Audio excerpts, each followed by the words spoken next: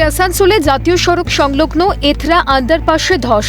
মাত্র 2 কিলোমিটারের মধ্যে 3বার ধস নামলো এলাকায়। কারো দাবি মাটির নিচ দিয়ে পুরনো কয়লা খনি রয়েছে, আবার কারো দাবি পিএইচই দপ্তরে জলের পাইপ যাবার কারণে ধস নেমেছে। আতঙ্কে এলাকাবাসী। এটা পিএইচির পাইপ লাইন গেছে এইসব রাস্তায়, যেগুলো এই এতটা দিকে যাচ্ছে হাইওয়ে থেকে, যে রাস্তাগুলো এলএইচএসে, এই রাস্তাগুলো নিচে দিয়ে জ্যাক পুশিং হয়েছে, তার ফলে মানে পাইপ লাইনটা যাওয়ার ফলেই ওই জন্য এটা ধস নেমে যাচ্ছে। এই কথা বলা, যারা দিনের বেলায় পার হচ্ছে ভেবো না যে রাতে ওইরকমই থাকতে পারে যা পরিস্থিতি। তার জন্য সবাইকে বলবো, রাতে যখন পার হবে একটু দেখে শুনে পার হবে, বোঝা যাচ্ছে না। সিএনএর খবরের জের দুর্গাপুরের 28 নম্বর ওয়ার্ডে খানাখন্দে ভরা রাস্তা। সেই খবর সিএনএর পর্দায় সম্প্রচার হতেই দুর্গাপুর আইটিআই রোড অবরোধ করে বিক্ষোভ বিজেপির। রাস্তায় জমা জলে মাছ আর ধানের চারা পুঁতে বিক্ষোভ। বৃষ্টি না কমলে রাস্তার কাজ সম্ভব নয় বলে জানিয়েছে দুর্গাপুর নগর নিগম। যে দুর্গাপুর শহরের সমস্ত রাস্তা বেহাল হয়ে পড়েছে।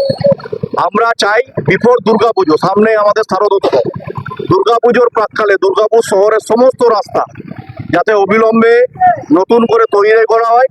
সমস্যা সমাধানের আশ্বাস দুর্গাপুর নগর নিগমের প্রশাসক মণ্ডলীর সদস্যের।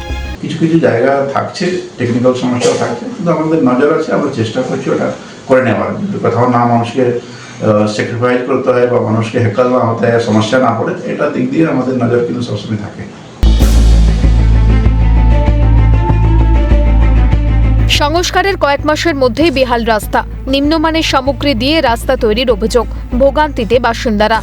রাস্তা বেশি দিন হয়নি, এই তো মাত্র মাঝখানেক হলো। কি অবস্থা এই রাস্তার? বেহাল অবস্থা, যানজট, গাড়ি ঘোড়া পাল্টি হচ্ছে, টোটো আমাদের চালাতে খুব অসুবিধা হচ্ছে। সামান্য বৃষ্টিতেই জল জমেছে রাস্তায়, বেহাল রাস্তায় ভোগান্তিতে বাসিন্দারা। কবে সংস্কার হবে রাস্তা, সেই দিকেই তাকিয়ে সাধারণ মানুষ।